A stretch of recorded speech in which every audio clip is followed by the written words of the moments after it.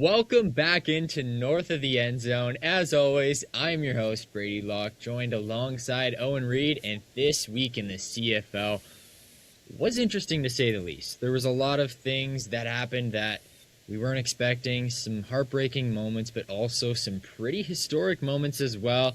We're going to be breaking down all of it, me and Owen this week, as we always do. So, Owen, I'm going to check in with you first.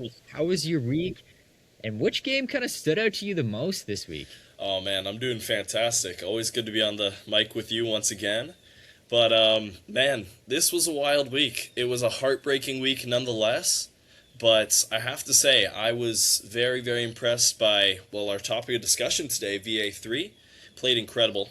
Had a historic day, as we'll get to in a few minutes for sure. And then also the BC Lions. Are they back? We don't know. Are they back? That is the But you know question. what? I'll turn that over to you just at the beginning. What do you think about BC a little bit? How do you feel about them getting their first win?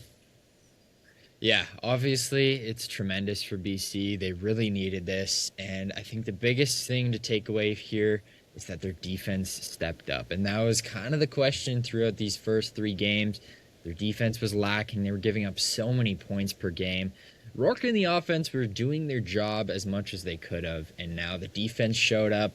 And that is where they finally got their first win. So I think that all coming together, I think funny enough, they're firing the special teams coach. The special teams actually weren't that great this game. They had a few blocked. I think it was an extra point that was blocked. Yeah. There was a couple of mishaps there. But again, this team, they played as a whole. All of the teams were kind of, working together, making them really pinpoint and able to get this win. I think Rourke was great. But again, the big thing for me was the defense. I don't know what you saw there, but what was kind of the big thing that they did to disrupt Fajardo and even Rankin in the rush game? Man, that is the story of the game, isn't it, man? Justin Rankin, when he is not in his rush game, Edmonton isn't playing their game. What we were kind of talking about a little bit beforehand is the fact that Justin Rankin, no matter what he's doing, if the rushing game isn't working, he's somehow finding yards anywhere else, right? They're giving him 100 yards and receiving. He's constantly a nice check down pass. And really, the secret player of the game for the BC Lions was their D-line. Fajardo was under, well, it didn't show on the stat line. He put up 395 yards passing. But nonetheless, the D-line was pressuring him a lot. It led to a lot of uncharacteristic kind of, what's the word? I don't know, turnovers, a lot of picks. I found BC's secondary actually did really good when it came to extra effort, like tipping the ball or extra hits leading to maybe a bumbled ball. Yeah. They just put in the extra physicality, and I mean, it really showed when, at the end of the day, you're able to do that. Yeah, I think one of the big things for me on Edmonton's side was all season long for them to get to this 3-0 start. It was they were taking care of the ball so well. They were managing the game so well, including Fajardo. And this game, they kind of lost that a bit. Fajardo had that big pick on the goal line. Rankin had that costly fumble when they were only down a score. So things could have went their way, could have, turned it around, but it was much different from the first three games. I felt that their whole mantra of taking care of the ball, managing the game well was the exact opposite, and they were a little bit sloppy. So I think if they picked that up, turned that around, it would have been a completely different story here, but huge props to BC. They got their first win, and they really did need that. And, that is a gap that I feel could really, change this West, right? 4-0 and 0-4 is a lot different than 3-1 and 1-3. So now these two teams are a lot closer. And, even though it's still early playoff position, it's already going to be drastically changed just because of that. So Totally. looking again, I want to look back on the BC and look at their offense a bit. I know you've kind of noted to me that James Butler had a bit of a Kyle Monangai-esque game here. What were your thoughts on him, and how do you kind of see that comparison there? Come on, man. I absolutely love my short tanks on run offense. This kid just gets going. Maybe it was the O-line just playing like nobody's business, but Yeah. man, that guy can run. He's got so much agility for such like a short frame that he was just able to weave in and out of defenses. He looked really good for a lot of chunk yardage, and nonetheless, he was kind of their key player of the day. He got, what was it? Oh, 135 yards, two touchdowns. Big 54-yard burst, almost led to a touchdown, was tackled right on the sideline. But he just set this offense up really, really early, and they just didn't have an answer for him. And so I think, comparing to Kyle Monungai, he's just a guy who goes in there, brings the punch and physicality, brings the speed. He's got the short base, he's got a fun personality, and he's going to be a big part of this team if you just kind of get him going more in the offense. And that's why they succeeded. Rourke is always consistent in the passing game, but you need to establish the good running game. And yeah. Speaking of which, how do you see Rourke in that game? Yeah, 320 yards, a touchdown. He had two interceptions. There were a little bit of deflections. I wouldn't really class that as really too much to look at. But again, I don't think the scoreline showed as much of an impact as he had. Kind of the opposite of Fajardo. I think Rourke played a really good game, managed it really well, and he did his part. And that's all that they can ask for, and week in, week out, is for Rourke to do his thing, because they know he's a great player, but you can't expect him to go out there and have like these monster 500 games every week to carry you to a victory. That's not what a quarterback can do, and that's very unrealistic. So for them to have their defense in check here, I think, was the biggest thing for me. And looking forward now for BC, I think you have to like what you see. Going in this week, you were 0-3. Things were a little shaky, but now you're 1-3. You got a 13-day bye into your next game, which will be a rematch against these Edmonton Elks on July 17th. So you're now looking at as, hey, we're going to be playing another team in 2 weeks that we just beat, and we're going to have 14 days rest to go out there, beat them again, and get to 2-3.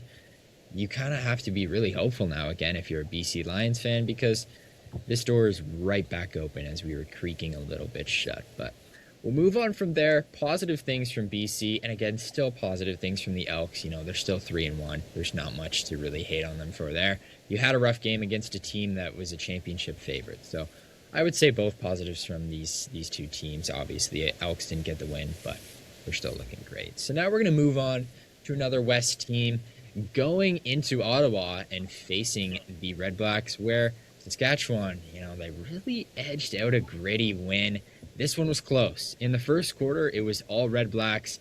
Trevor Harris had the pick right off the get-go. It was deflected, but still, there was a pick nonetheless. Red Blacks got out to a 10-0 lead in that first quarter, so things were looking a little bit weird for Saskatchewan. They turned it around, and it was really a game where Trevor Harris had to grind it out, and he said post-game that obviously it was not his best game, and he knew that. It was probably one of his worst games in a while, so he was really able to get it done, and that kind of probably shows the character and the type of player that he is to, come out here and even not on his best night get the win. But he really thanked his defense, because they definitely kept him in that and were able to, push them over the edge and put them in those moments where they could finish the job. But as for Ottawa, I think their defense played really well against Trevor Harris. I mean, as much as it was a bad game for him, I think it's not something you should take away from Ottawa. Their defense played really good, forced those turnovers. Special teams forced that block punt, so there was a lot to like. And then for the offense, they really kept it simple. I know you mentioned this to me before we hopped on, that it was just a really safe option for Ottawa to, have these check downs. That was one of Mayer's touchdowns, was just a nice little easy check down, and they got them in the end zone. And I think, we touched on it last week, or maybe 2 weeks ago when we were talking about the Red Blacks, that they had to keep it simple. They really just need to get his confidence up, and if Mayer is their guy, that's what you have to do. And I think he's probably slowly trying to find himself, and he's looking a little bit better. But for me, Ottawa, again, maybe a little positives to take from this game. I know I said that last week again, that there were some positives to take away. I would say that yet again, there's some positives here. Their defense again, and Mayer, solid. I will say solid, right? But I'll swing it to you. Anything you found in this game to really take away from either the Red Blacks or the Riders? See, you already mentioned Trevor Harris a lot, right? You mentioned a little bit of the, what was it? Oh my god. Oh, the Rough Riders. What am I talking about? Yeah, there you go. Yeah. You already talked about them. I think Jake Meyer showed a lot in that game. Like, he was very consistent at the end of the day, and that's what you're hoping for when you got a new coach, new system, new team. And so, really, yes, you're down, they're 0-3 now, right? Yes. Yeah, okay. See, they're down 0-3, but at the end of the day, they looked like they were playing more Dinwiddie football. at least from an Argos fan point of view. It looked like they were doing the things right. There was a lot more kind of technical, not perfection, improvements, which is always a great sign when you're a quarterback understanding the timing and rhythm of a new system, right? But Yeah. kind of at the end of the day, yeah, the better team prevails, really. It was just a few turnovers that could have been prevented.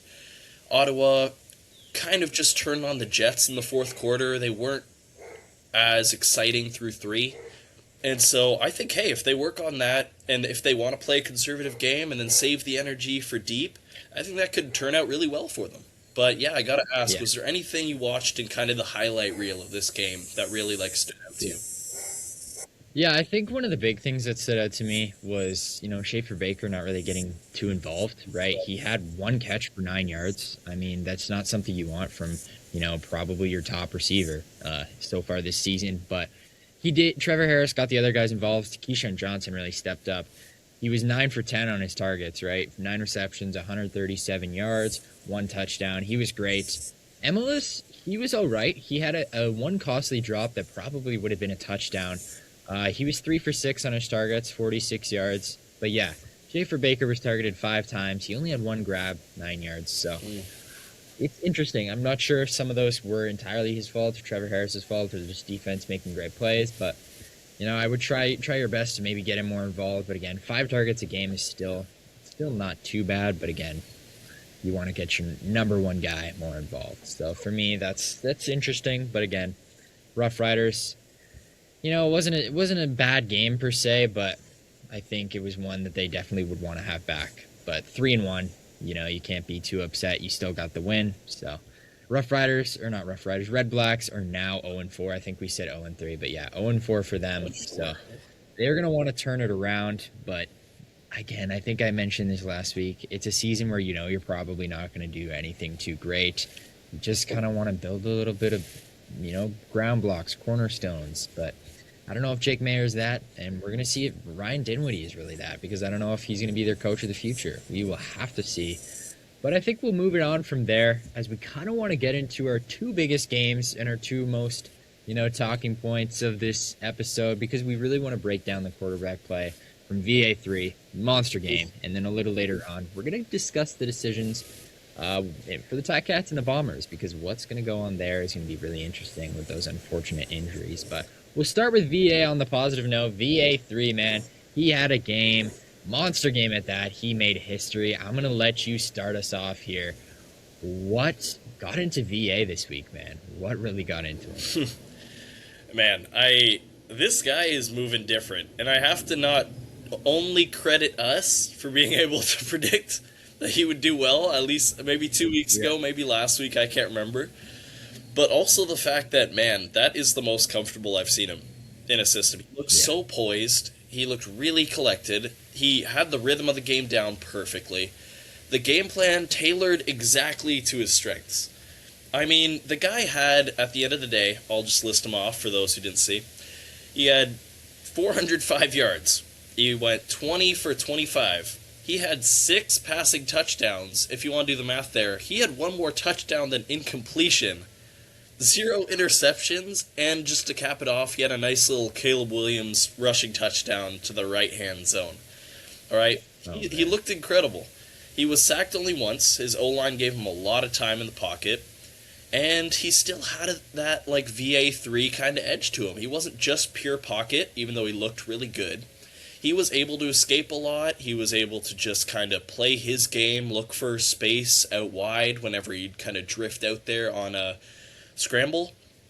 But nonetheless, I'm going to pose it to you a little bit, right? How do you feel about the fact that he kind of stayed in this game later in the game, right? You're up by maybe 20, and yet, do you think it was kind of a stat padding call, or what was going on? Yeah, I think it's definitely weird, especially, you saw the white flag from the Argos where they threw Nick Arbuckle in, they took Kelly out. So at that point, you can kind of sense that this game is probably wrapped up. I don't know if it was VA, maybe just wanted to keep going out there and ball, but man, it was probably not the right play, especially with the injuries we saw on Sunday in the Hamilton-Winnipeg game. Anything can happen at any moment, and if VA goes down, your team that has a great outlook so far is not looking so good whatsoever. But, they escaped it. It worked out. But I don't know if we're chasing records or Grey Cups here. So that's interesting. But to look at the records, though, I will mention them. He set a 5-way tie for most passing touchdowns in a single game in Stampeders history, matching Peter Lisk, Doug Flutie, Jeff Garcia, Dave Dickinson, who was the current head coach GM. Interesting enough. But, yeah, BA, had a great game. There's so much to take away from that. But Stamps, nonetheless, got the big win, 58-36. Chad Kelly was great. I mean, he still had a decent game. He did. I mean, I shouldn't say great, but I mean, 2 interceptions, 3 touchdowns, 294. It's not terrible. But I think the big thing here is that the Stampeders have another statement win, right? I think you can almost say that Argos are a team that is a statement win. I would say the Stamps are looking really good, and I think they're going to be probably one of those top dogs in the West this entire season. So, yeah, it was another big, great start from the Stamps, and 2 weeks ago we were worried about, hey, they weren't starting off great in these games. They started off great again, really took the win here, and, the Stampede Bowl was theirs, and that was a big thing there. So, yeah, I'll send it back to you. I know you're the big Argos guy. We'll flip it there for a sec. What went wrong for the Argos this week? Man, I mean, Chad Kelly, he kind of put it perfectly in his post-game. I think they just lost the momentum really early in that game, and the Rough Riders just realized they were facing a really, really good quarterback who's extremely dynamic, right? Yeah. Chad Kelly mentioned in the first there was a huge, in case you saw it, one-hand grab by the secondary to intercept Kelly. Incredible grab. It made it look, it's so easy, just getting up there like Odell. But, yeah, he just got it easily, brought it down, and Kelly was like, yeah, at that point, when you know it's going to be an offensive just explosion of a game, you can't be giving away the ball that early. So, really, I think Kelly played well. They did really great. I mean, the respect from VA3 to stay in the game and from the coaches to keep him in shows how much they respect Kelly and how much he's feared in this league. Because, I mean, if you're up by 20 and you still think Kelly's got a shot in the fourth, it's showing the Argos have their guy. And so he looked really good. Coxie looked really good, I thought. Common a little quiet. But you know what? I'm gonna go back to the man himself because he deserves more praise. VA3, man. Let me introduce you to the 2-time Calgary Bowl MVP. All right? I was doing some research about, last night, 2 nights ago, right? This guy, talking about his backstory, right? He balled out in Eastern Washington. Multiple 400-yard games, right? At a U.S. school, that's still huge. Then, guess what this guy does? In 2015, he transfers to Oregon, the Ducks themselves, and replaces Marcus Mariota. Marcus Mariota was the next big thing. Sure, it didn't turn out, but he was huge for that program, so he had to fill big shoes there, right? At Oregon, right? He balls out, goes 9-4, has a 179.1 rating as a passer, one of the best in the NCAA, right? Only reason this guy didn't go NFL or anything like that is the fact that he was slightly short, which 5'11", I'm 5'10", so I take offense to that. I'm a little hurt by it. But man, 5'11" for this guy, he instead takes that rejection and is like, sure, I'm going to make the CFL my playground. So he comes over here, he takes a few years, and now look at him. He's got over 21,500 passing yards. He's got 128 passing touchdowns, and he's got 28 rushing touchdowns.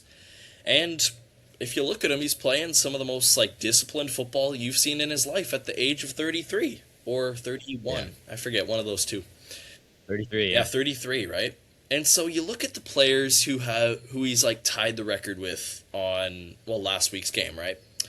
Doug Flutie and Jeff Garcia. Both guys who used the CFL as an incredible platform to go to the NFL, right? Yeah. They used the CFL to build a legacy. They springboarded their start to the NFL, right?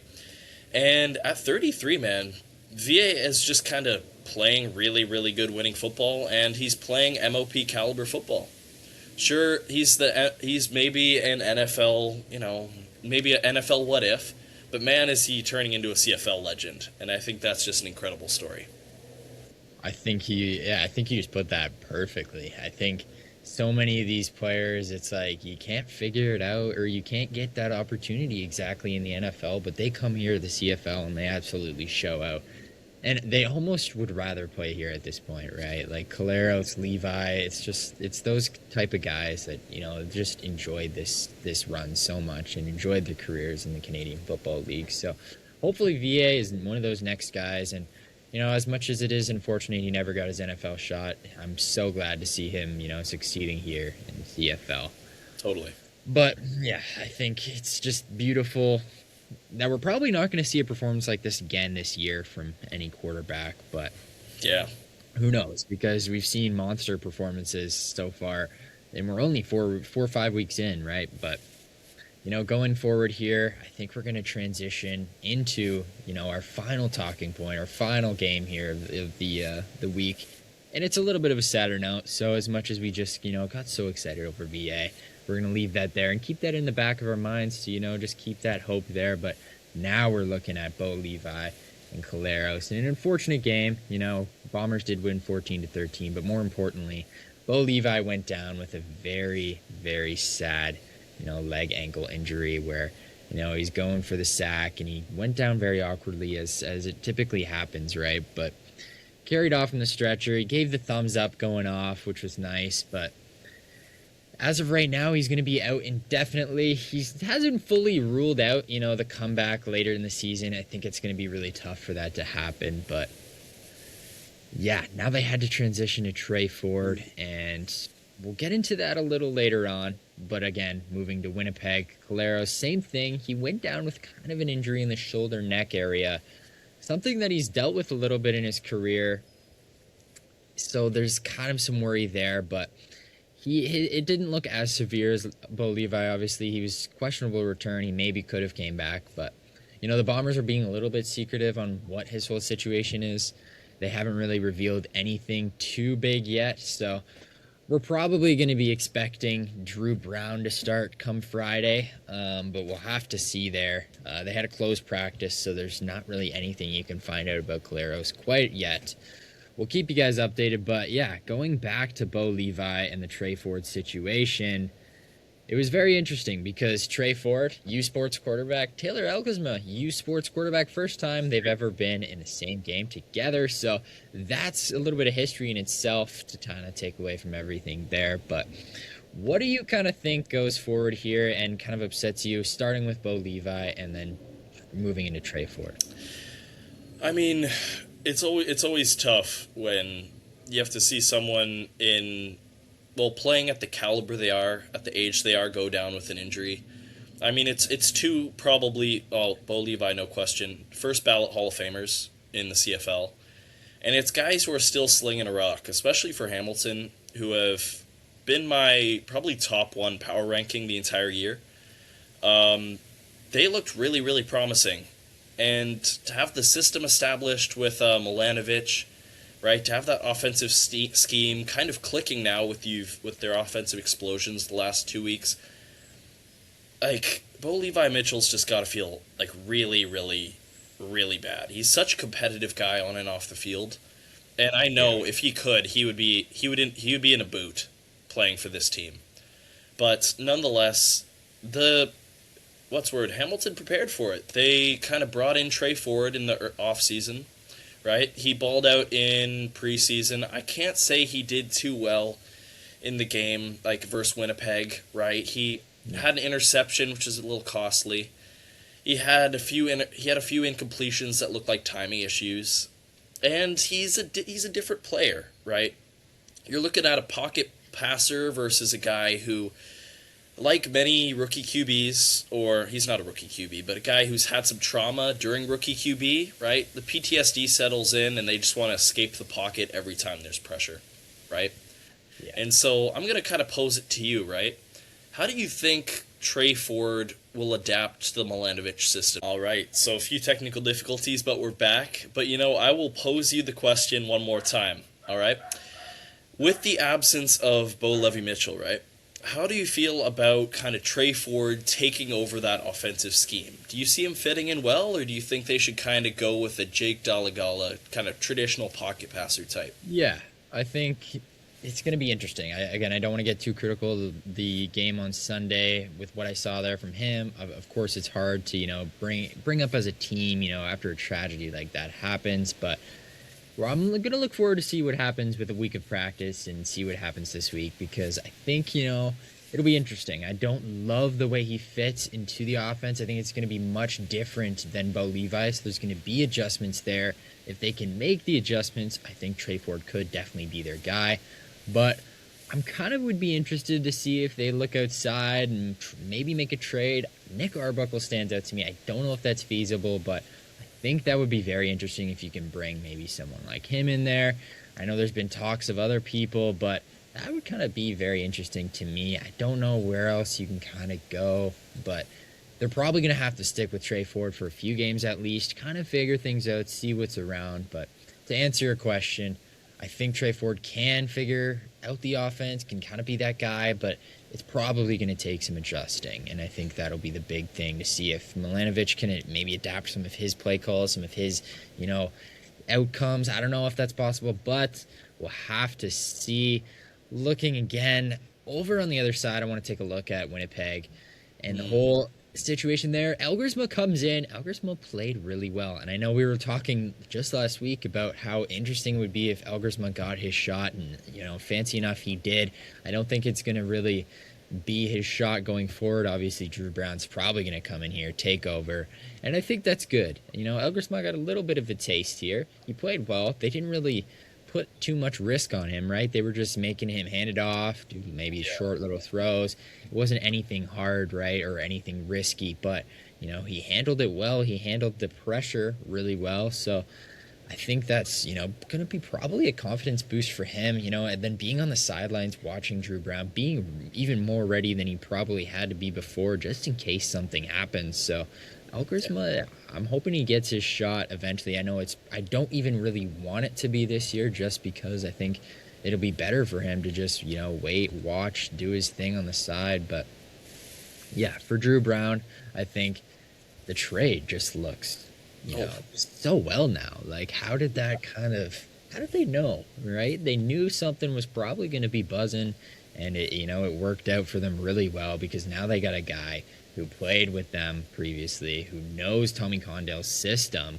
So this is going to be really, really interesting.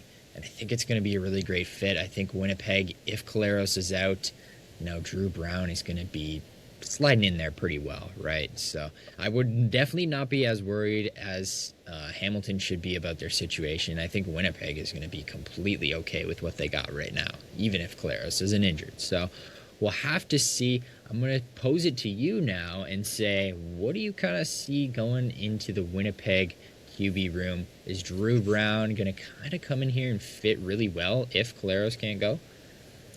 Ooh, I like the question because there's been one thing bothering me the entire week from the Winnipeg-Hamilton game, right? Okay. Maybe you can answer it too, but I'm not entirely sure. Maybe there's something I just didn't see going on. In a pretty early game fixture, right? You see Levi Mitchell, I guess, is out. Oh wait, no. Who got hurt first? It was Collaros went out and he was like questionable and he was kind of sitting on the bench and then okay. Collaros questionable. Interesting, right? With Levi Mitchell still in, I don't understand the mindset behind why they didn't just play Drew Brown in that game. It all ended up working out, right? But why put Elgersma will probably be a great player. He's got 6'5" frame, 225. He's shown a lot in U Sports. It's just I don't know why they chose him over Drew Brown in a pretty tight win or nothing game. I think it was. I don't know. Don't quote me on this, but I don't think Drew Brown was dressed. I don't think he was ready, there. I think he might have been there, but I don't think they had him dressed. That was because I just don't think they expected anything to happen there. So, Gotcha. I don't know. That could be wrong though, but I don't know if he was an option. But. Okay, interesting. See, in that case, I think Drew Brown's gonna be a great fit. Like you kind of summed it up really, really well. He knows the system. They got him for a first, which we kind of debated a little bit, but now that first is looking really, really good. Yeah. I mean, he's got the experience. He's got kind of the swagger about him. He plays similar to Collaros because he sat behind him for a bit. And honestly, I think he'll fit in really well. For a Winnipeg team that's kind of a little bit of win now, I think they need him more than ever. And I think Drew Brown's kind of got that it factor. But like you said, Alguersma's got a great chance to just, or a great opportunity to just sit behind him, get a good feel for things. Maybe he comes in for a few snaps if, like, I don't know, he's moved up the depth chart. So if it's a not as tight game, you may come in for more. Yeah. And that'll be great for him because he'll get a lot more passes off. But yeah, both sides definitely just ran the ball when they found out their quarterbacks were gone, which led Yeah. to a very low scoring game. Which Yeah, we it was definitely really conservative, and that was very interesting. But, I think it was definitely a bonus for Elgersma to just get that little bit of time. I think that's as great for him as it could have been, right? We don't want to put him in there too much, but he got a little taste of it. Now he's on the bench. His confidence pretty high. I think that's great for him. But yeah, moving forward, looking at the game as a whole, Winnipeg gets the win, right? But it's not going to be too much there. But I think it is a little bit troublesome just for Hamilton, even having one less win, because I'm a little bit worried now if I'm a Ticats fan. Your season was looking great. Now it's kind of on the ropes a little bit. yeah. Where do we kind of see Hamilton going forward now if Tre Brown is gonna, or not Tre Brown, Tre Ford is going to be the answer for the rest of the season? Does this kind of hurt Hamilton's playoff hopes? Ooh, that's a great question. I think as of right now, Tre Ford doesn't have it. I think you just have to kind of develop the chemistry, though, which comes with every kind of newer offense, right? Yeah. But it's going to be a great test next week because they're facing a really good Riders team, Yeah. right?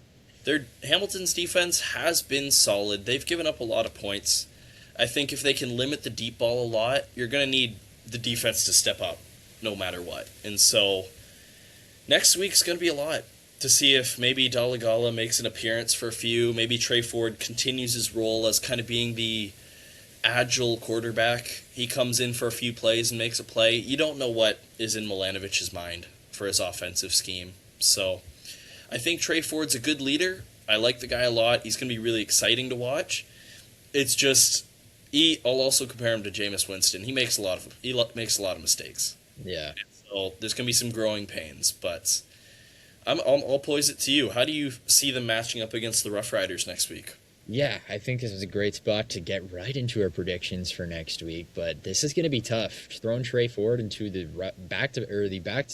reigning champions, Rough Riders. It's going to be interesting for him. So I definitely don't think Hamilton can win this game. I know you might think maybe a team can rally after something like that. We go out there, we go get the win against these reigning champions, but I think it's going to be too much to overcome. I think also on the other side, Trevor Harris is going to want to have a big bounce back game after, that performance against the Red Blacks. So I think Saskatchewan will get it done here.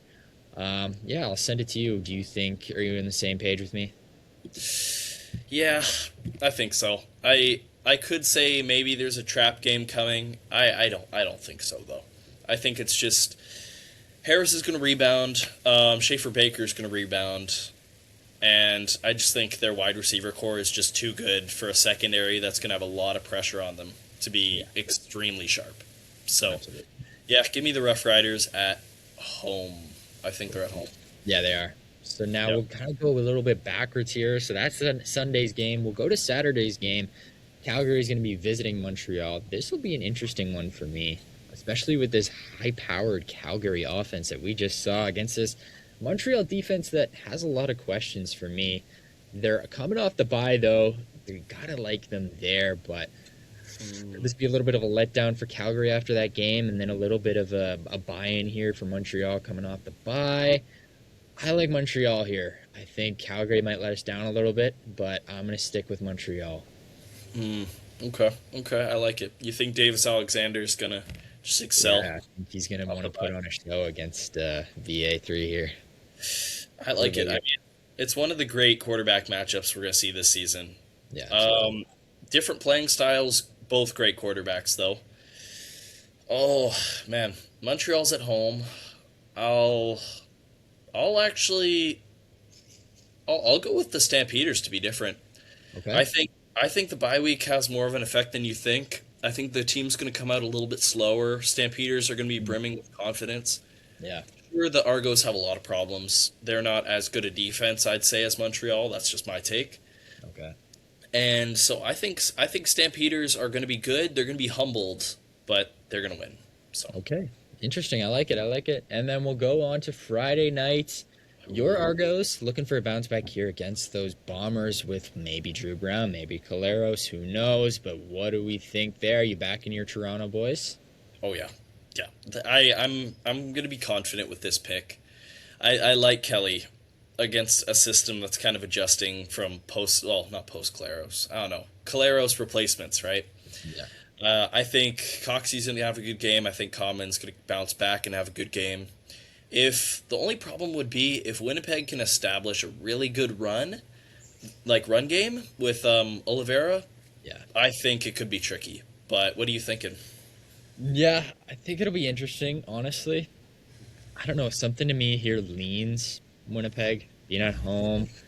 I feel like Drew Brown will start this game, and I think they will, lean heavy on that run. And I'm going to be probably banking on here if looking to see if, Toronto can stop the run. So I don't know. I think that'll kind of be the biggest question. Like you said, I think that'll really be what decides this. And I'm going to lean Winnipeg.